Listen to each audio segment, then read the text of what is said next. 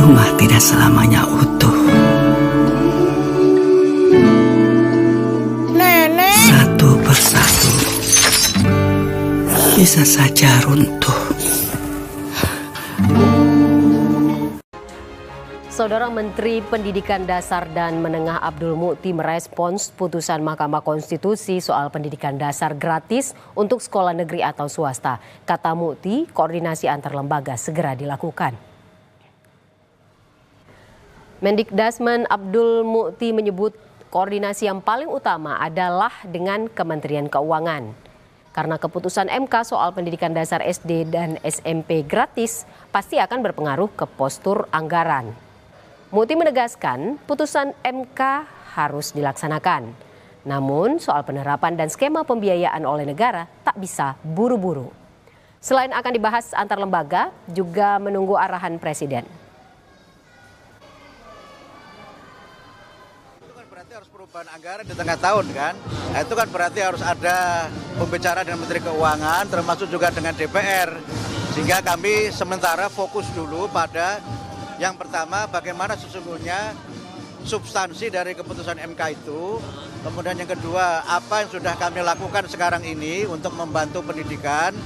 Dan yang ketiga, baru nanti kita coba menyusun skema, kira-kira apa yang bisa kita lakukan untuk pelaksanaan dari keputusan MK itu. Tapi komitmennya adalah akan mengikuti putusan MK yang final dan keputusan MK itu kan final and binding kan, jadi keputusannya paripurna dan mengikat. Karena itu ya tentu saja dalam pelaksanaannya semua kita terikat dengan keputusan MK itu, tetapi bagaimana melaksanakannya itu harus koordinasi dengan kementerian terkait, terutama Kementerian Keuangan, dan yang sangat penting lagi adalah arahan Bapak Presiden dan juga persetujuan DPR terkait dengan anggaran. Keputusan Mahkamah Konstitusi untuk menggratiskan sekolah swasta mendapat respons sejumlah kepala daerah. Bupati Blora menilai keputusan tersebut cukup memberatkan keuangan daerah jika pembiayaan dibebankan APBD. Karena banyak sekolah swasta di Blora yang biaya pendidikannya tinggi serta menerapkan sistem asrama. Arief mengaku masih menunggu arahan dari Kementerian Dalam Negeri soal keputusan MK menggratiskan SD dan SMP swasta.